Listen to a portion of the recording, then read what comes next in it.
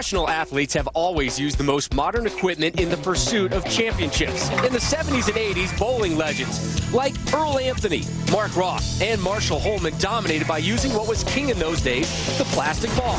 Today, we rewind back to that golden age as the PBA stars of the present put down their modern ball and throw down with the plastic.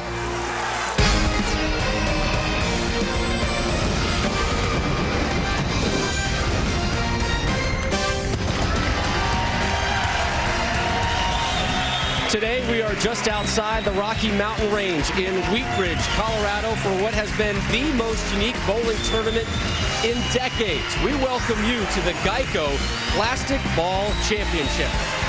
And glad you're with us today. I'm Rob Stone. Quoting that legendary film, The Graduate, I have one word for you: plastics. Yes, this week, every pro bowler left behind their hefty bowling bag filled with balls, and instead, they were handed a purple plastic ball. It is a throwback to the way this sport used to be played, and it has a lot of people talking. Good old-fashioned bowling controversy. Seems this Sunday's PBA event outside Denver has banned high-tech reactive resin balls, which Tour Vice President Tom Clark has compared to bowling's equivalent of steroids because they are easier to hook. But using old-school plastic balls doesn't sit well with Tour leader Wes Malott, who's skipping the event, saying, quote, "Nobody's asking Tiger Woods to use a wood driver or Roger Federer to use a wood racket." Yeah. Wilbon, you are a bowler. Says you should be able to have an old school idea, a tournament. One, I'd like it if there was a tennis tournament where you use wood rackets. Sure. I'd like it if there was a golf tournament where you used persimmon clubs. Why not have, it's only one. Here's what... And Randy Peterson joins us now. And yes, this format has created the intended buzz, but some of the best in the bowling biz are not here with us this week. What's your take? Well, I think that some of the players took this week off just because they needed some time off. Had nothing to do with the plastic ball event. But I agree with Michael Wilbon. I think it's a great concept. This week, the players were all on an even playing field in terms of equipment. Today, our four finalists have to rely solely on ability. No help from high-performance bowling balls today, my friend. Yeah, it's been fun to watch all week, and today should be a really entertaining show. As we take a look at our four finalists, semifinal number one has reigning player of the year Chris Barnes taking on Hall of Famer Pete Weber, both seeking their first title of the season. And our semifinal number two, Michael Fagen looking for his first singles title. He did win a doubles event last season. And Jeff Carter also looking for his first ever career win. And Carter was supposed to be home today taking his kids to a monster truck show, but they're parked on the couch with you. When we return, we put plastic to wood. Semi number one, Chris Barnes taking on the legendary Pete Weber. The Lumber Liquidator, the 23rd PBA Tour event here in the state of Colorado. First back in 1963 as we get set for semifinal number one. Chris Barnes, Pete Weber, great crowd on hand here. And again, Randy, the focal point on the bowling ball this week and today. Tell us exactly what these guys are dealing with. Well, all the talk is on the outside part of the ball, which is plastic, but let's not forget the inside part of the ball, or the core. That's the engine. This is the core of the balls that the players use this week. It's a pancake-shaped weight block. Look how tiny that is. Look at this massive core of the modern reactive resin balls that the players use on a weekly basis. Keep in mind, the core is the engine. So the combination of the core and the cover stock is what creates roll, hook, and power. So comparing these two bowling balls, Rob, in terms of strength, would be kind of like comparing a Yugo to a Ferrari. Why do you have to disparage the Yugo? I mean, it's a fine automobile. Okay. Yes. There's a look at round of 8 and how it whittled itself down to our four finalists.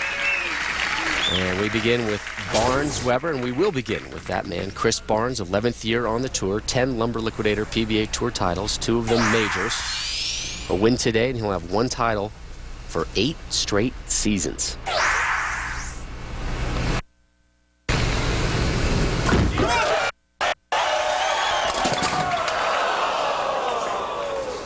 Right of the pocket there. And let me just add that manufacturers in the game today have performance bowling balls in their product line. So everybody's up to date with the core technologies and the cover technologies. Look looking to avoid an open frame early on. 2-4-10.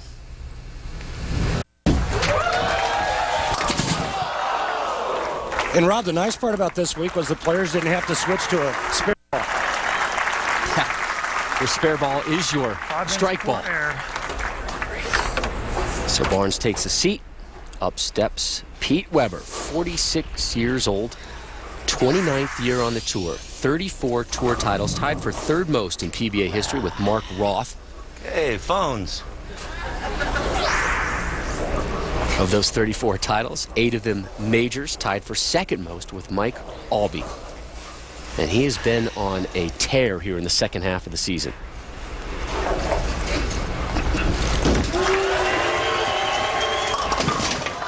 Whoa, right through the nose. All righty then.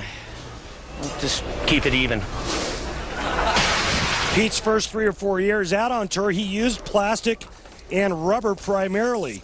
He says, I remember walking into an event with plastic ball on one shoulder and a rubber ball on the other, and that was it. Game on. So both open up with open frame 9s. Here's Pete Weber on what he would normally be using on this cheetah oil pattern.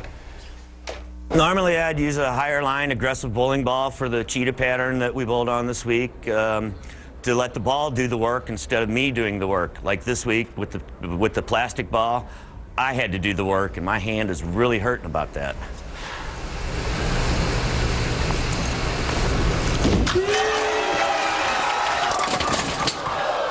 Struggles continue. We asked Pete Alrighty then. about bowling with these balls this week, and he said, you know, everything's slower. And that was kind of the buzz phrase with all of our 4 finalists. Everything was so much slower. That, and he said, really digging my fingers deeper into the holes. Rob, with the new high-performance bowling balls, they have built-in hook. The guys don't have to work as hard to create that motion. With the plastic balls, Chris Barnes said it, Pete Weber said it, these guys were just trying to get a handful with each and every shot. And ironically, all 4 players on the telecast today are all power players.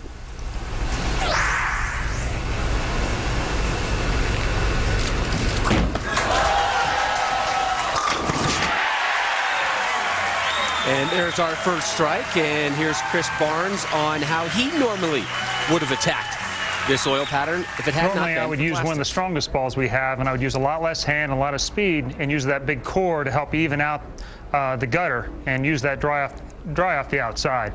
This week I had to use a plastic ball with a 500 grit, a leverage drilling with a hole pass. So, and about as much hand as I've used in about 15 years.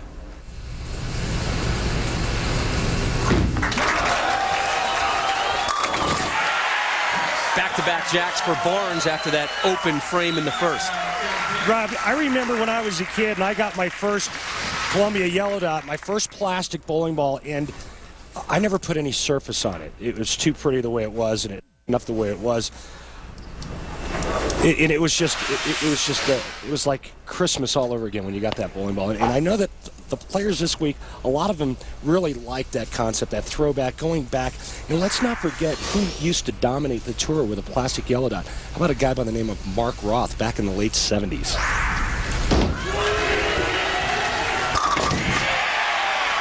First strike for Weber, so maybe he's figured this one out after starting with an open frame in the first and then a spare in the second.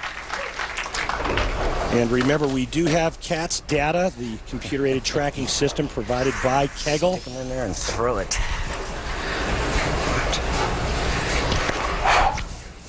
The data from the Tournament of Champions and Masters, the average ball speed was around 19 to 20 miles an hour. You talked about slower ball speed. Today already 17 to 18 miles an hour.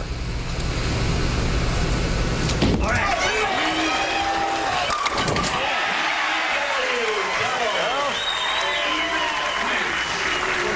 Really slapped that one out of there, huh? Yes, you did, PDW.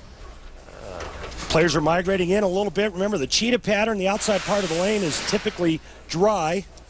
A lot of practice prior to the start of the telecast. The harder hitting ones. Players earned up that outside part. They're migrating towards the middle part of the lane just a bit more to try to find a little bit more oil. Barnes looking for 3 in a row here in the 4th.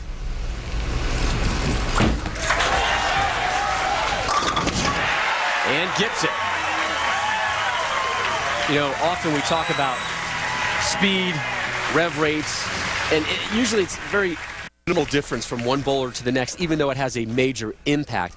But this week, it's visually right in front of you. You can tell everything is slower, just a little bit longer for those pins to get struck. Yeah, not only the ball speed, but the motion of the bowling ball as it enters the pins. You can see just how subtle that change of direction is down the lane. That's the plastic versus reactive resin of today.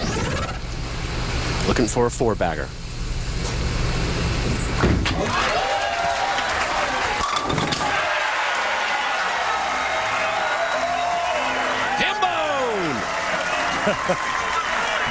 Oh, Rob. Some good hand bone signs out here this week. Yeah, and this is a great shot by Chris Barnes. And you talk about plastic bowling balls. Think about this. The equipment that the players are using is normally what a beginning bowler would go to a pro shop and buy. They would buy that entry level or that plastic bowling ball. It's the least expensive ball you can buy, and it's a great ball for beginning bowlers to learn with. The only difference between that and what our guys are using, our guys are using heavier equipment. Kicks out that 10. Snapping shots during my approach. Yeah. Looks like both guys are starting to figure this one out. That's 3 in a row for Weber. Do not snap the cameras before I throw the ball, please. So Pete then on folks for their phones and now their cameras. You and I better keep it down. I don't want to get barked at by PDW. Hey, that's a hornet's nest over there. You don't want to rile that thing up. I love it. I love it.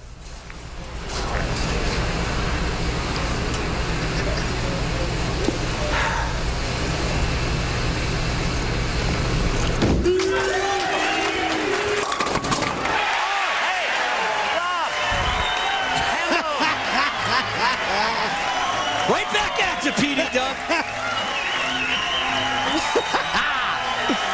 I got you, brother. I got you. How can you not like this man? Impossible. When we return, we'll tell you how Chris Barnes' kids helped him prep for this tournament. I got your ham bone right here, PDW. Best ever. Welcome back to ESPN's continuing live coverage of the Geico Plastic Ball Championship through 5.5 frames. We are even, and we take a look at our Lumber Liquidators. Know the wood, the oil pattern a little altered this week, Randy. Well, it's the same pattern in terms of shape, with the outside part of the lane being drier than the center. The difference, though, this week, it's still the same distance, but it's half the volume. The cheetah oil pattern, 36 feet.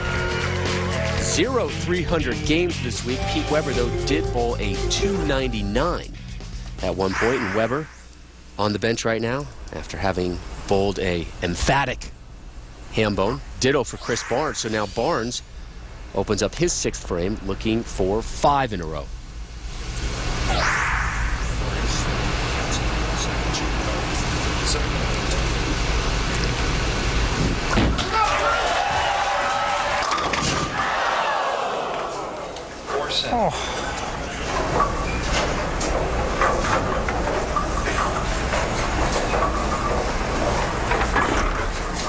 Chris Barnes did some amazing stuff in match play this week.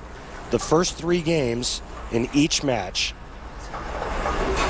Chris Barnes averaged 273. That's right, 273 with a plastic ball. 797 at Brad Angelo the first 3, 828 against Couch, and 837 against Mike Devaney. Plastic ball. And he liked that in the fact that he was bowling the first match today. Continue kind of that quick start, good momentum. All right, let's take a look at what Chris Barnes is doing. Notice that he's deeper on the left lane than he is on the right lane. 12 board on the left lane, 8-9 board on the right lane. And check out the speed and how accurate these players are with speed control. We asked Chris yesterday, what is the key for you? Instead of location, location, location, speed, speed, speed.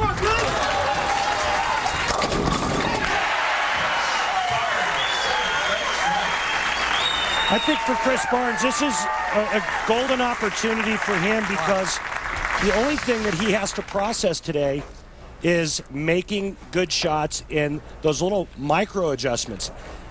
Today with this equipment, it's not 3, 4, 5, 6 board moves. It's a half a board. It's maybe 1 board with the feet, 1 board with the target. A lot less guesswork involved when using a plastic ball.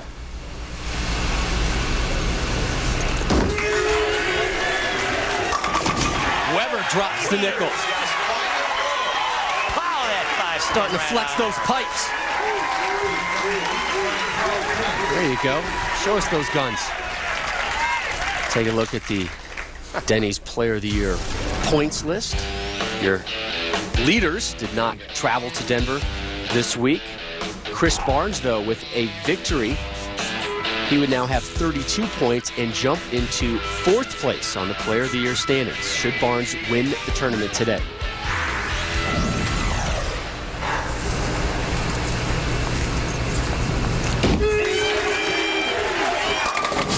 Make it 6. You're probably wondering why Pete Weber's pin carry is so strong using a 15-pound plastic ball. It's because of his rotation.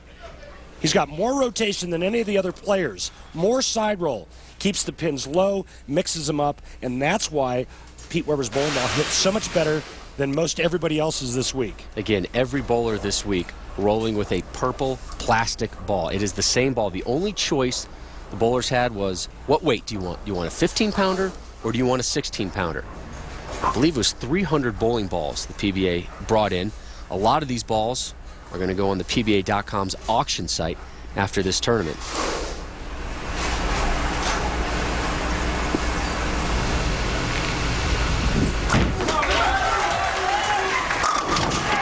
His 6th strike of the match. Oh, here. 2nd in a row after a spare in the 6th.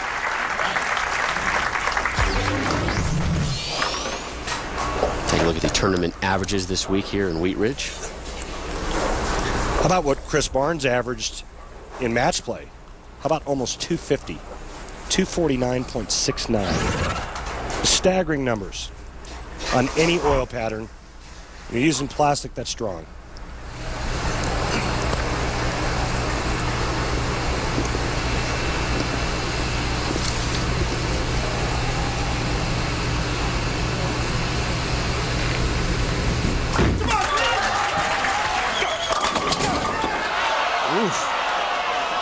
Barnes took a lot of time setting up for that effort in the foundation frame. Well, and there's the lack of pin carry for Chris Barnes. He leaves that shaking 5, and this ball is pretty good. He likes it. And Barnes admitted to us yesterday that he practiced at home for a few days with his old Pepsi spare ball, which is a plastic ball, and he would take on his kids, the twins, Ryan and Troy, and it was basically 2v1. He'd take their scores versus Dad. Twins, they won. Because Barnesy, as he told us, I couldn't throw doubles. I wasn't having a whole lot of fun. You're getting beat up by Ryan and Troy, but when Ryan and Troy were watching the live scoring through the week, they're like, all right, Dad, we'll cut you a little bit slack. It's a little tougher than we give the old man credit for. Weber with a 13-pin lead. Here's his effort in the 9th. He's on a tear. Stand back. Yeah, and right there, Pete Weber just took a 23-pin lead and can close this one. He can close this one out right here in the 10th frame. You can see Pete Weber with that extra loft. That's because of how hard he's trying to grab it and hit it at the bottom of the swing to create more power, more hitting power.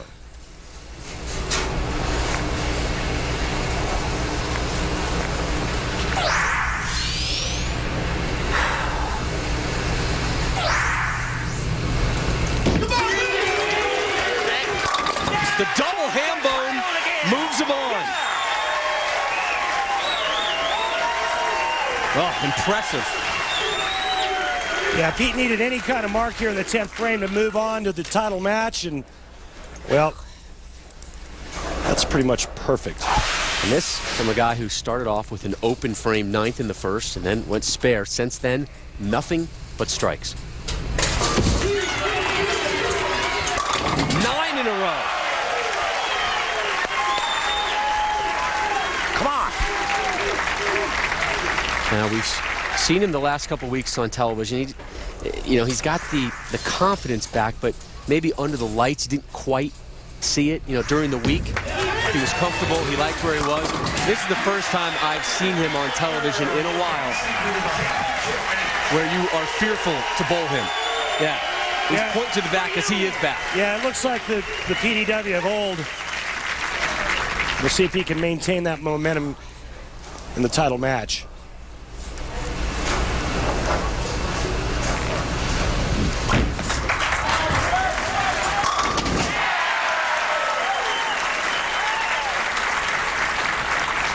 So Chris Barnes will go to 1-4 on TV this season.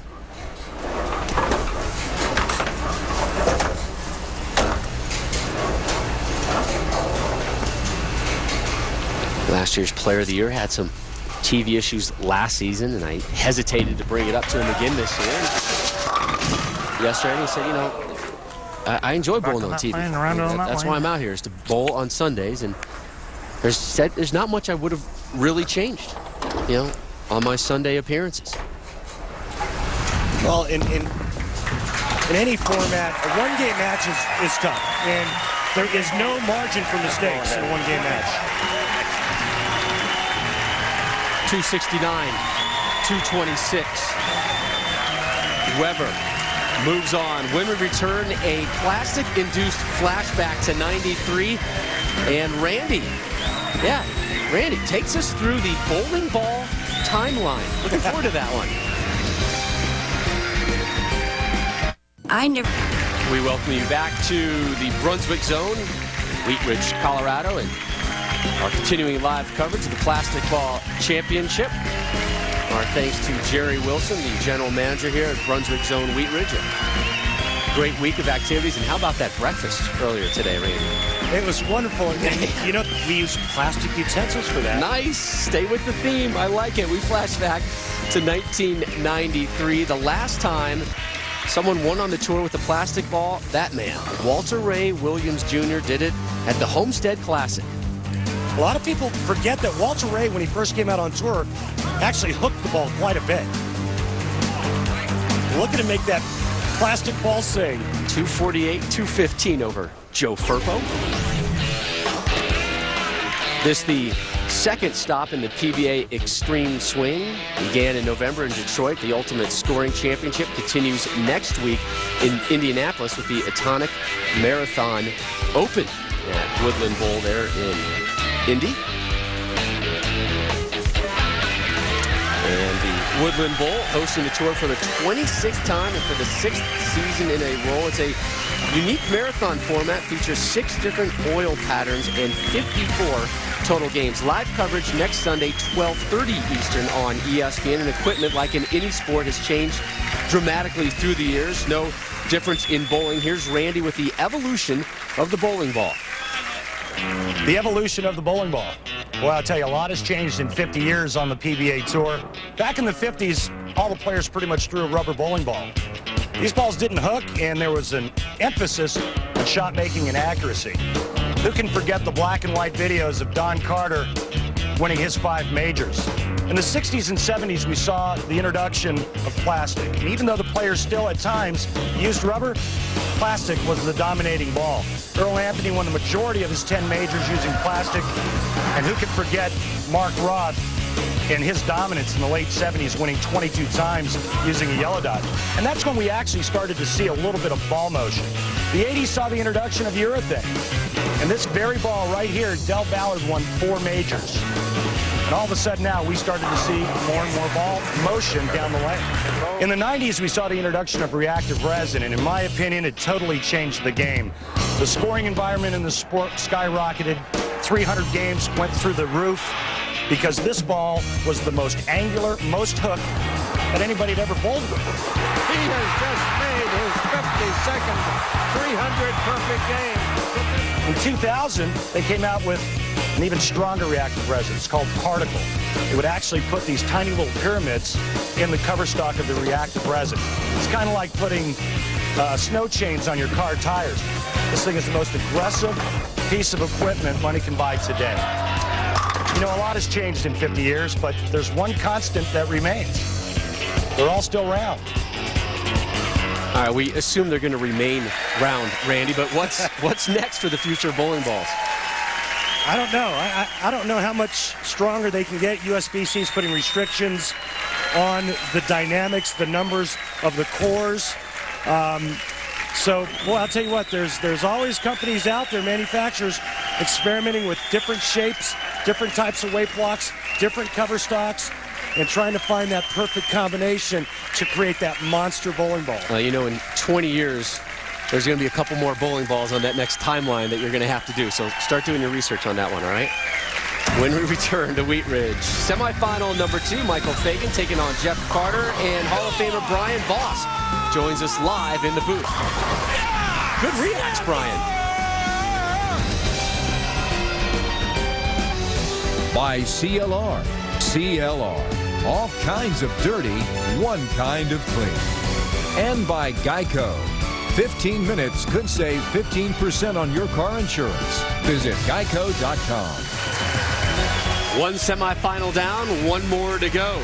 The Geico Plastic Ball Championship rolls on from Wheat Ridge, Colorado. Rob Stone, Randy Peterson here with you. Pete Weber has moved on to the final, courtesy of a 269-226 win. We are joined live now by the man who was voted number 13 on the top 50 all-time greatest bowler list, Brian Voss, who also competed this week, finished 7th, just missed the TV show. What was your initial impression when you heard there was going to be a plastic ball championship?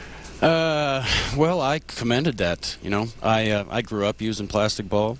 I think it, it brings out some features in players that don't exist nowadays. You know, you have to have control of ball speed, change your hand position, do different things. So it was good stuff. Did you enjoy it as much as you thought you were going to enjoy it? Well, darn, I one game away from the show, so I really enjoyed this week. Now, it was really nice to be in the mix again. You've been bowling a lot lately and bowling well. Are you starting to maybe get some thoughts about showing up a little more regularly for us? I've got the fever again. I've got the fever. We're going to be shooting up a lot more. All right. Well, Jeff Carter did not have a fever when he was picking out that jersey. There is a story behind it. Here is Carter to open up semifinal number 2 versus Michael Fagen.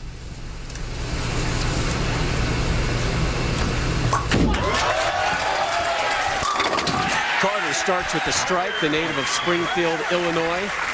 9th year on the tour, 0 Lumber Liquidator PBA Tour titles. And again, no stranger to power when it comes to Jeff Carter.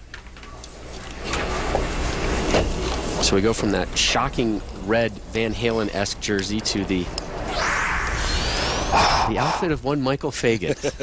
The Argyle. Yes. He's got the matching socks, too. It's a nice touch. From Patch Hog, New York, on Strong Island, Michael Fagen, his 7th year on the tour. Boy, gets them all to drop. You see that huge swing on Fagen, and then just the slow, soft release. And yeah, he's had to do some adjustments with the plastic ball this week. Now, normally I would use a ball like this, kind of smooth arcing ball, so I can play close to the gutter on the cheetah pattern. By today's standards, this is probably a mid-range ball. Cheetah pattern is a short pattern. Today I have to use a plastic ball. It's going to make things a little bit more interesting. Also, I don't have to think as much. I don't have to worry about which ball I have to throw. So it's set up there right for me. I just have to worry about what I'm doing. Leads the 10. And Brian, what was kind of the word in the clubhouse, if you will, on how the rest of the bowlers this week enjoyed this tournament? Yeah, a lot of players liked it, for a couple of reasons. Ball choice. You just take 1 or 2 balls out there, and you got to make it work. You got to do your own thing. Walking from lane to lane, you didn't have to play hopscotch, just jumping over everybody's balls. So it was good stuff. I think overall the players really enjoyed this. How many times did you pick up the wrong bowling ball this week? Well, I have a way of being able to recognize my bowling ball. I put different colored tape in each one so I would know that they were mine. And keep in mind that each player that qualified for this event had the choice of drilling up to 3 plastic bowling balls. Once they made it to match play, they could drill 1 more. And none of the balls were used prior to Tuesday.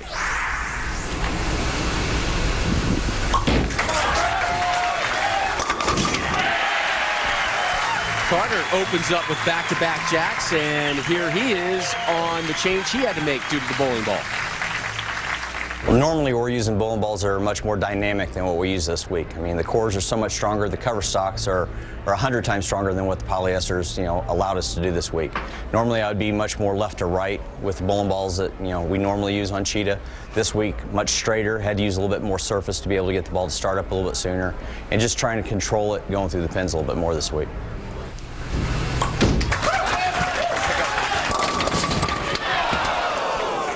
7-pin shy of an opening 3-bagger. He bowled 5 events at the start of last season before needing surgery to remove a cyst on the middle finger of his right hand that caused him to defer his exemption to this season. He has made televised shows twice before, both coming in March of '07.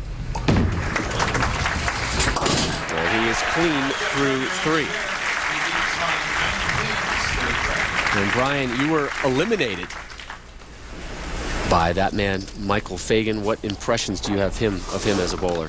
Well, I think Michael's he's a player that's really coming into his own. He's learned how to go right at him. He showed some touch this week. Just a little bit softer ball speed.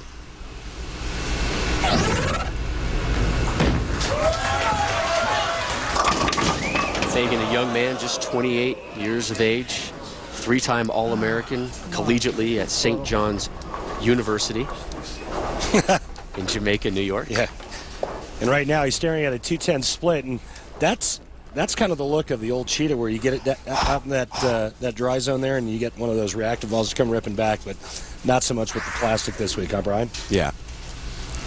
All these players, they all got great rhythm with their feet. They all got great hand action. They all got good touch. Open frame 3rd for Fagen, as you see the scrawl of the other finishers this week. There's Ryan Schaefer from Horseheads, New York, finishing 11th. Tommy Jones, 13th. Come on.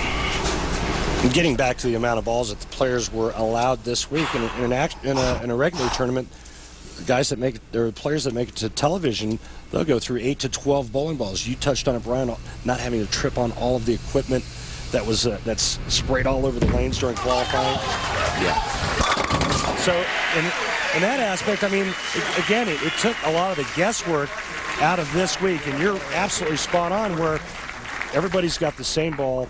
There's only so many different ways you can drill that plastic ball with a pancake-shaped weight block. Yeah. And it all boiled down to touch, accuracy, and skill. Qualities of greatness should be accuracy and accurate power. And all of those were required this week to bowl well.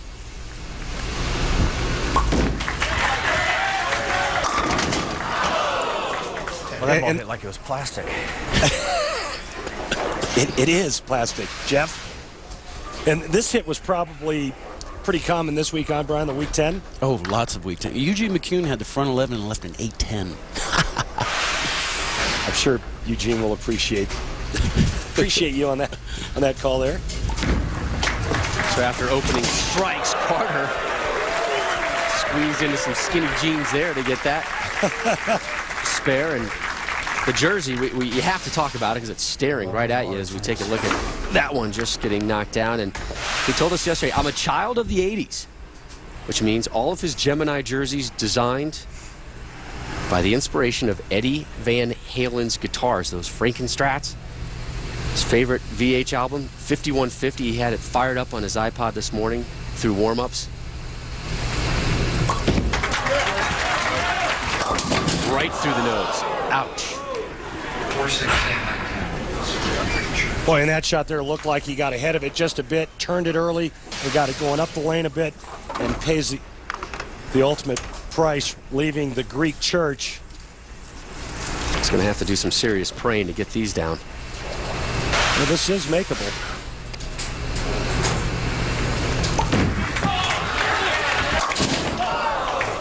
So both have now thrown an open frame. I think the one great twist or different aspect of this season is the new jerseys and the guys that can actually customize their jerseys. It shows their personality. I had no idea Jeff Carter was that colorful. I know he's a great guy. He's a great friend of mine. I had no idea it was that colorful. You didn't know the Van Halen reference And I didn't know that either. He's fired up, a little Unchained. He's probably going to play in the commercial break. Here's Fagen in the 5th.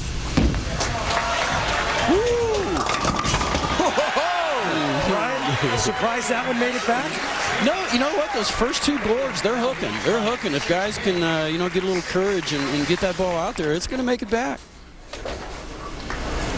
Boy, this is an everyday occurrence with reactive resin with plastic. A little scary.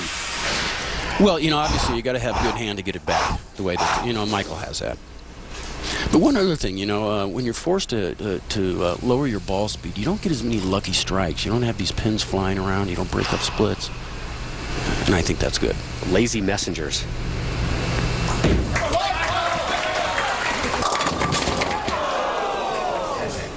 Well, he trusted it, and he went back to it and got that ball wide. Hand under it. He just needs it to come off of that spot a little bit harder. Not sure if that's possible, but with a big hook player like that, Brian, how does he get that ball to face the 1-3 a little bit more flush? Well, just a little lower ball speed. Just soften up a little bit. That's kind of what Chris was doing on the left lane. Just move left and a little softer.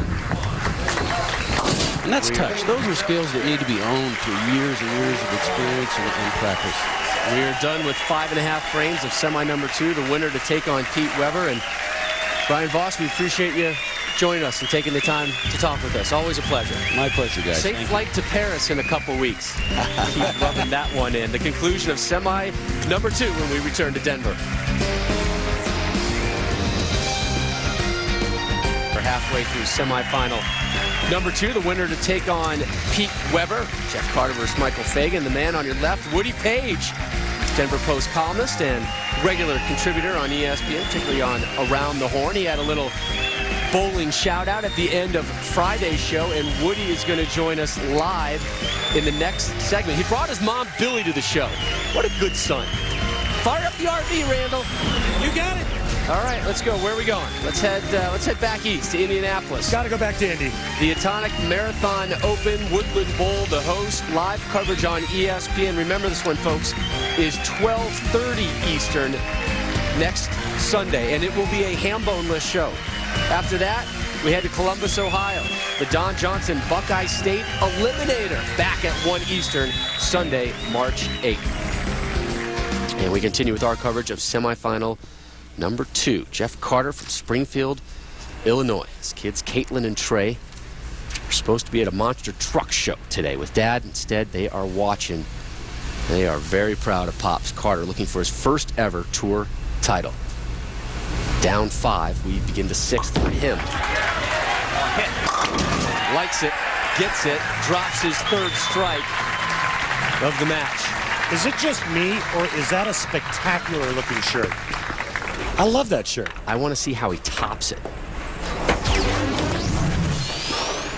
Take a look at our cat stats, brought to you by Kegel, official training center of the PBA. Look at the miles per hour. Remember, the last 2 events that we actually had cats, the players were up around the 19, 20 mile an hour range. Michael Fagen in the 17s. Another crack for Carter. So he gets some much-needed momentum coming out of that commercial break with back-to-back jacks in the 6th and the 7th. He also opened up with a pair of strikes in the 1st and 2nd. Jeff Carter made a grip change with the help of Del Ballard Jr. and also worked on his timing with Mike Jasnow in Reno. Said Mike Jasnow really got him back into the swing of things along with the grip change. That's why he felt Friday night was the best bowling he has done in years. PBA, in conjunction with Luby Publishing, produced a collector's edition book featuring the 50 greatest bowlers in PBA history. Head over to PBA.com and click on the banner link to order yours today. Oh boy, 7-10 with a plastic ball. Christ. It's almost difficult to watch Fagen right now because you just see that backswing and you were expecting that ball just to be unleashed with fury. He's Such a simple little soft follow-through, which is necessary this week. Right now he needs to really bring some heat right at the 10 pin or 7 to bounce it out. It goes after the 7. It does no such thing. So that is his second open frame of this match. The first came in the second. He can max out at 213, Ken Fagen. He's in an 18-point hole as we begin. 18-pin hole, I should say, as we begin the 8th. Michael Fagen has to get a little bit more on this, a little bit softer speed to get that bowling ball to face the 1-3 pocket more flush.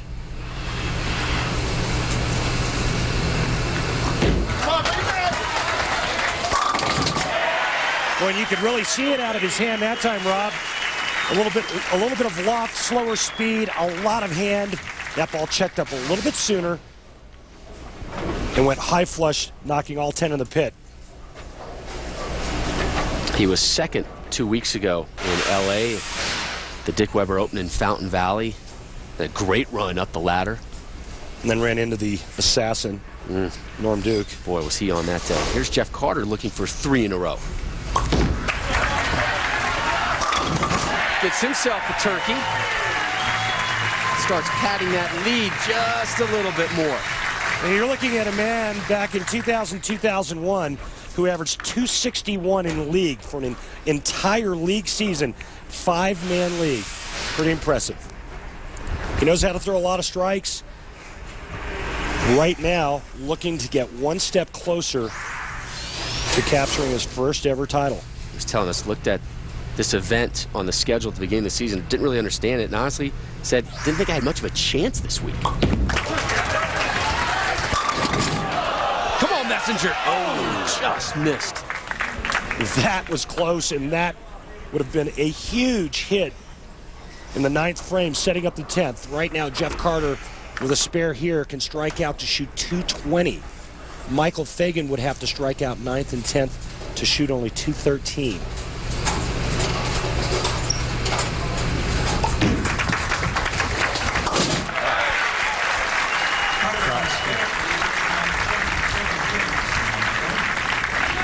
Carter takes a seat, telling us yesterday that guys he watched growing up, Del Ballard Jr., my partner Randy Peterson, and the guy he may face in the title game, Pete Weber.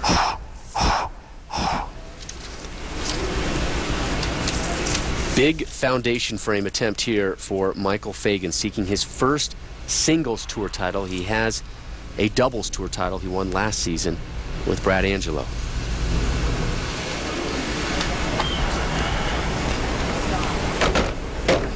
Start over. Rather, Danny Wiseman was his partner that one. Stay focused. He knows the importance of this one.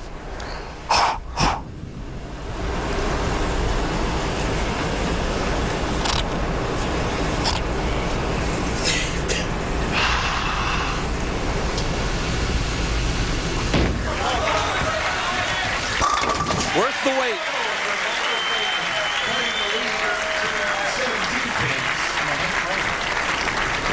Stay focused.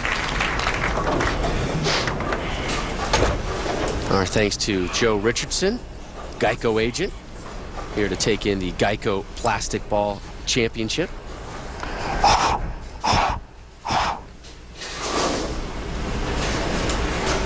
Fagen down 17.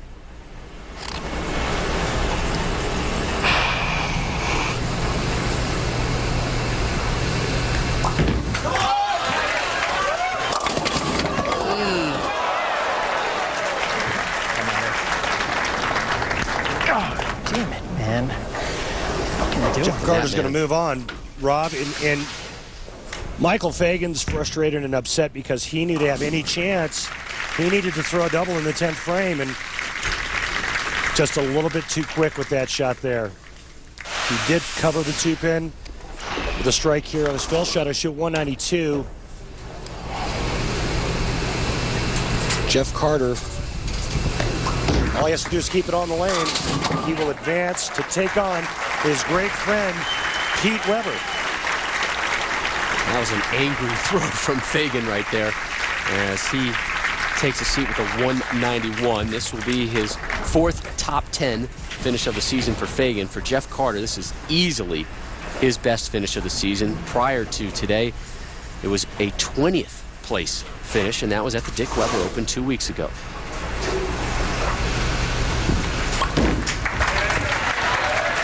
Yeah, that's for you, Dell. Thank you very much. Winner, chicken dinner. You know, a lot is on the line today for Jeff Carter. Not only his first title, but this guy is borderline on the point list. 35th right now coming into today's telecast. So there's money, exemption, berth into the Tournament of Champions. A lot on the line for Jeff Carter. How about that?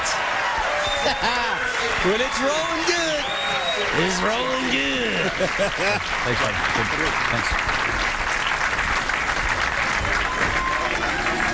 You know how many phone calls I'm going to get asking me where they can get one of Jeff Carter's shirts?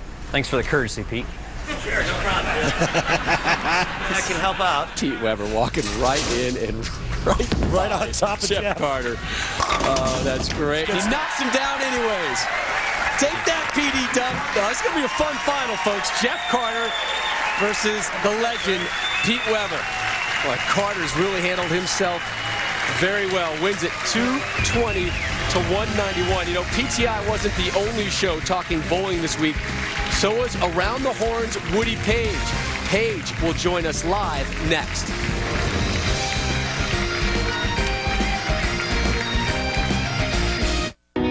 Ball Championship. We saw at the beginning of the show, our friends at PTI had a bowling conversation on Friday.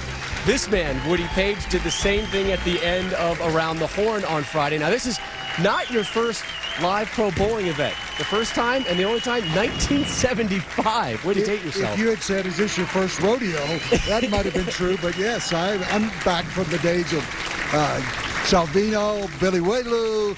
Don Carter was my idol. The way he carried the ball up to the lanes, I loved bowling growing up. My dad was a pin setter as a teenager. My mother bowled in leagues, and I had 3 consecutive games of the same score. And what was that score? 113. And you got a patch for that, folks. So you haven't been at a live event since 1975. What impressions did you have that have changed? I thought then that the guys were honestly out of shape, smoking cigarettes during the tournament. I think these guys, you have more college-educated bowlers that are out here. We just saw one. I think the guys are developing more of a personality. Back then, a black shirt was considered outrageous on the bowling alley. So I think and Tom Clark and I were talking about it. I think there are ways that the PBA could increase its exposure, and this is one way of doing it. What are you're doing a great of course, job. You're of course an I'm idol. doing it, Woody. Yeah, you're rock solid. I feel like I'm staring at you naked without the little chalkboard right here, and I'm sorry I didn't think about that until about an hour ago. We should have brought one for us. Well, Jeff Carter said he was going to bring one, so we'll get right to that. What are your thoughts on this plastic ball controversy or in competition? Well, it's in my mind a lot like golf. That technology has pushed the sport almost beyond where it should be. You can't put trees on the bowling alley. You cannot take the lanes and put spikes along them. So I think what you have to do is at least examine the ball and see how much it's actually being more important than the bowler.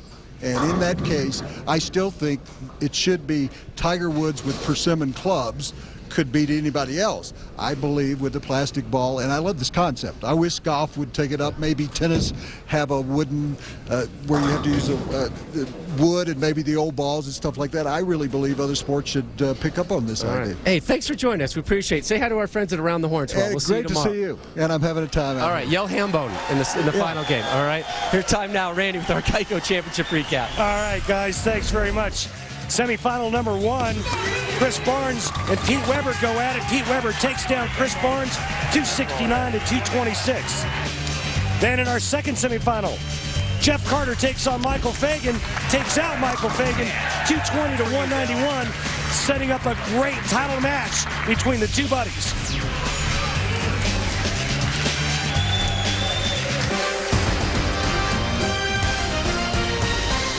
We'll be back with our title match coming back. Don't go anywhere, folks. Great title match with two friends. Stay with us. Non-plastic Geico Plastic Ball Championship trophy. And we are set for our title match. Longtime friends Pete Weber and Jeff Carter to duel. Weber looking for tour title 35. Jeff Carter looking for tour title number 1. We talked with Jeff yesterday. He said, my ultimate meal would be with the late Dick Weber. You know, I was fortunate enough to become friends with him. Unique relationship. Gave me a lot of good-natured grief.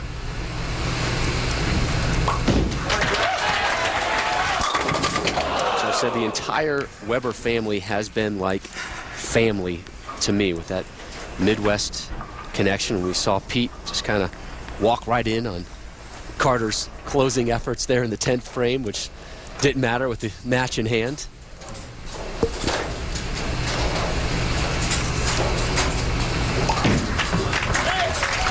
Carter takes care of the 10 for an opening spare, and over the first 6 events of the second half of this PBA season, the players competed in a separate point list, which was sponsored by H&R Block. Patrick Allen finished as the leader, and because of that, he will receive 5 years of tax preparation from H&R Block and a $5,000 Emerald prepaid MasterCard. Good job, PA. Here is PDW, Pete Weber, number 4 on the all-time 50 greatest bowler list. He had closed match number 1 with 10 consecutive strikes. If he had gotten a strike there and another one, Randy, he would have received a... Well, he would have bowled an Andy Verapapa 300. Of course. And I'm sorry I had to remind you about that. I was so hoping to get that Andy Verapapa 300 game in. And, of course, those of you watching at home, you know what an Andy Verapapa 300 game is. And it is what, Rob? It's 300 games that just kind of carries over from one match to the next. From one game to the next. 12 consecutive strikes from one game to the next. Take a look at the accuracy and consistency of Pete Weber. Look at the miles per hour. 17.8, 17.5, 17.9. That's some scary ball control.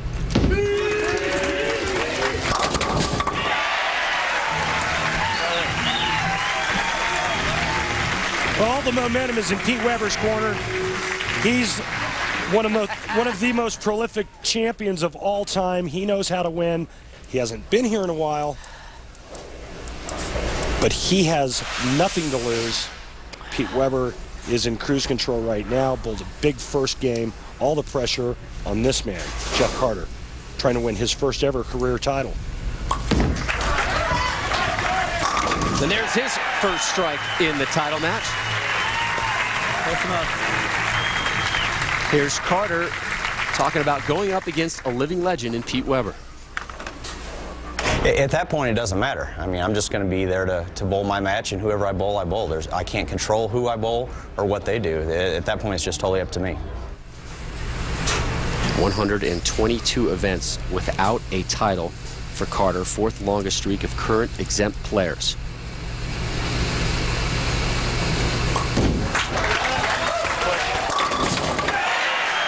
Hey, you know what? When you trip 4s against Pete Weber for a double, all of a sudden your mind starts to say, hey, maybe today is my day. Looked a little heavy there, but he gets them all to drop, so back-to-back strikes for Carter in the 2nd and the 3rd. Here's Pete Weber in the 3rd, and he was fired up about this tournament format because he told us, I can make my plastic ball hit harder than most. I thought this was a great idea coming in, and I wish we had more plastic ball tournaments. Maybe a little selfish there.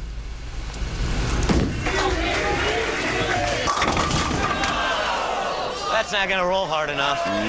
No, it's not. You know, is anybody hurt?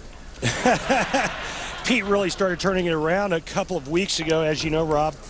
He said working with his brother Rich got him back on track. He started the ball a little bit higher. Watch Pete's next setup. He's going to start that ball a little bit higher in the setup. And what this does, remember the Pete Weber of old, when he used to have a backswing that was almost vertical. Well, now his backswing is much shorter.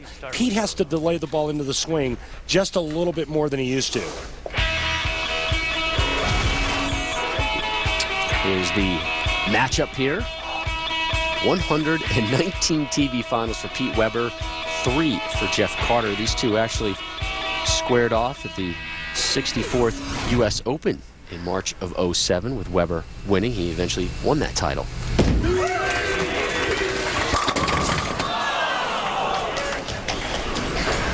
It's not quite hitting as hard as last game. Yeah, now, and what's the adjustment, Pete?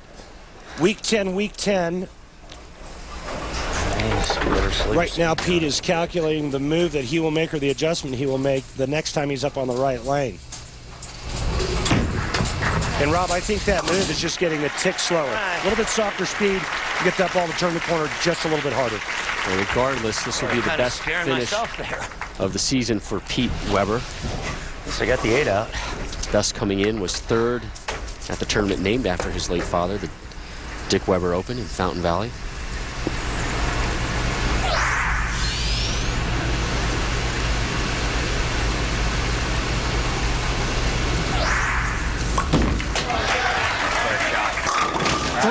For Carter, and I saw that graphic about his injury, and he was telling us, you know, the biggest problem after surgery and rehab is he really didn't have the desire to bowl. He was enjoying family time, he was enjoying coaching and working the clinics.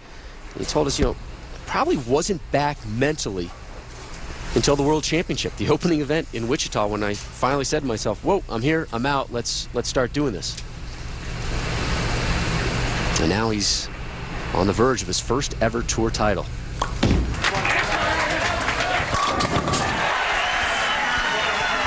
Ham bone in the title match for Carter. Little mile-high ham bone.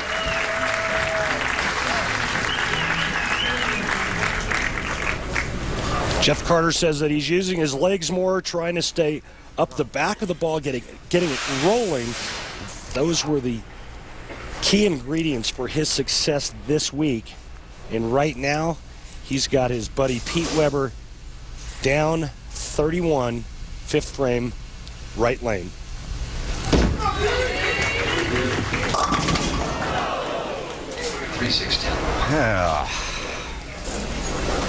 Boy, Rob, I can't tell you how many times in my career I experienced exactly this, where you make some good shots, your carry is bad, and then you make an adjustment and lose pocket and go right through the nose, and that's exactly what happened to Pete Weber.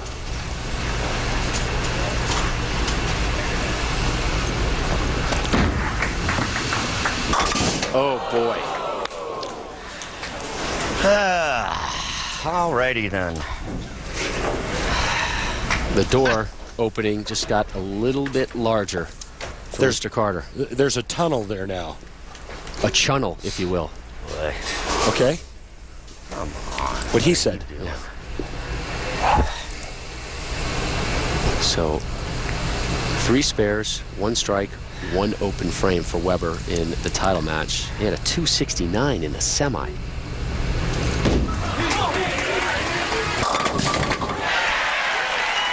Heavy, but a strike. He'll take it and take a seat and still try and figure some things out. But now Weber's thinking one thing and one thing only. Must strike the rest of the way to have a chance. Carter can max out at 290. He is working on 4 consecutive strikes as he enters 6th frame play.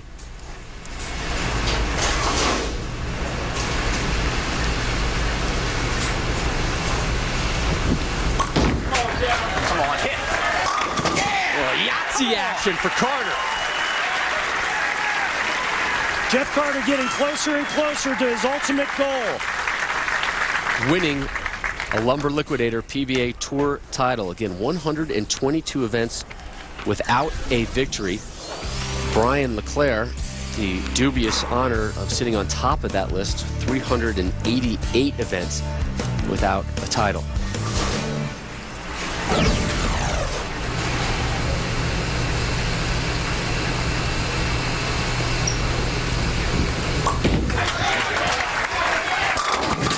Open a 6-pack. 6 in a row after an opening spare. Carter in command of this title match. Rob, he's such a good guy. He's got a lot of friends out here. And I'll tell you what, you know, the players watch the telecast. I guarantee you there is nobody rooting against Jeff Carter today.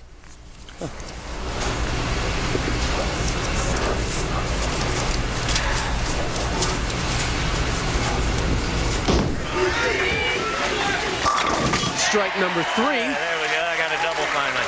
And there's a 2-bagger for Weber.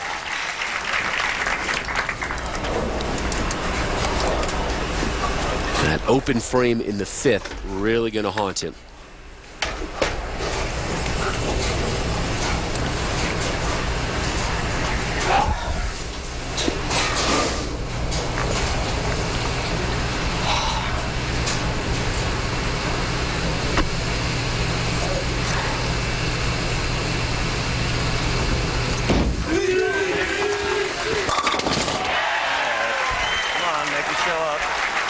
So he takes the turkey to the seat. And Carter steps up, seeking 7 in a row. 7-1. Pete Weber can strike out for 234 still. Jeff Carter is in the 240s now, but he still has the 8th, 9th, and 10th frame to fill. Can Jeff Carter keep it together mentally, fill the 8th, 9th, and 10th frame with marks, and win?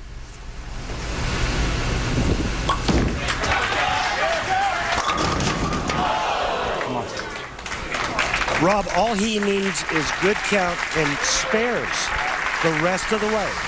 Avoid a tragic mistake, and he's fine. Avoid a big, nasty open frame like he had in his match against Michael Fagen when he left the Greek church in the 5th frame. Stay away from that. Keep the ball in the 1-3. Make your spares. Collect your winner's check and trophy. All right, it's better. That trophy, that check, that exemption is all nice. They told us yesterday, you know what that first title represents to me? All I want from it, I just want to see the look on my kid's face. That's all he wants. Get home and see Caitlin and Trey, who are back home in Springfield, Illinois, watching Dad, who's doing him proud right now. We begin the foundation frame 9th.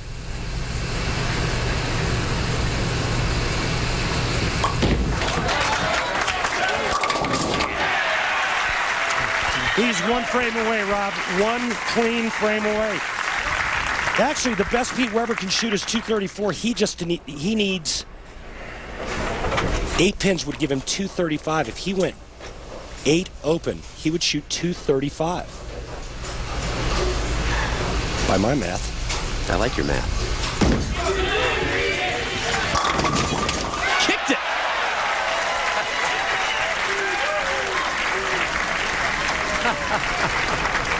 He didn't celebrate that ham bone quite as extravagantly as he did the semifinal.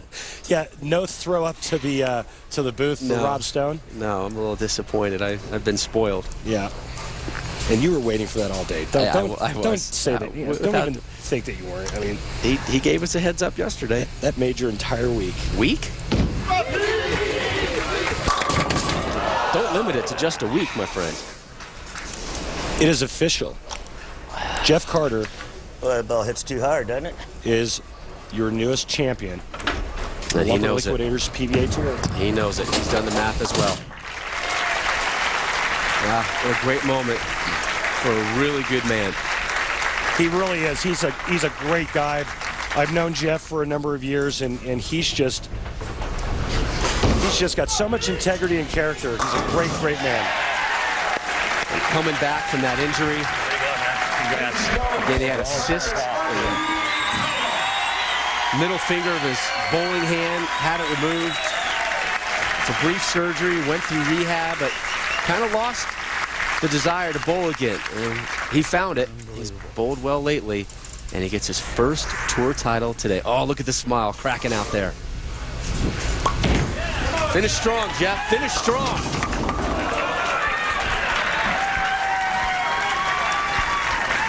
He just wants to finish.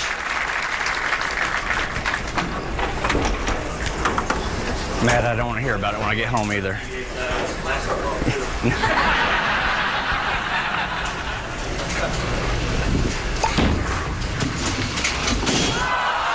He doesn't care. He just wants it over. Great job. Great job. Tour title #1 to Jeff Carter. Caitlin, Trey, this is for you guys. Love you. This is the best. 122 events without a tour title. 4th longest streak of current exempt players is no more. Now, Springfield, Illinois' Jeff Carter is your Geico plastic ball champion. See Randy Peterson with Jeff. I thought you didn't have a chance this week. What happened? I have no idea. I mean, to end up in this spot bowling against Pete, I mean, what else could I ask for? I mean, this is unbelievable. You have some pretty special viewers at home watching. You have a message for your kids? Yeah. Caitlin, Trey, I love you guys. I miss you. Sorry I won't be home next week either because I have to start driving for Indianapolis like in about 15 minutes. So, but it's going to make that drive a whole lot sweeter. Jeff, what do you think the biggest difference was for you this week aside from the difference in equipment? This week made me focus on my mechanics a lot more, and it kind of took some variables out of play that I've been having some problems with this year. I just kind of kept everything in slow motion and stayed patient and let things come to me. And in the title match, any added pressure going up against one of the greatest of all time? To be honest, it was actually easier. I mean, Pete and I are good friends. Pete and I are good friends, and I felt comfortable bowling against him at the U.S. Open. I felt fairly comfortable here, so I'm fortunate to be able to get my first title against one of my heroes. And who would have thought we would have had a classic Carter-Weber matchup in a plastic ball tournament? So, congratulations, great job, Jeff. Thanks. Jeff Carter victorious for the first time in his PBA career. Pete Weber still winless this season.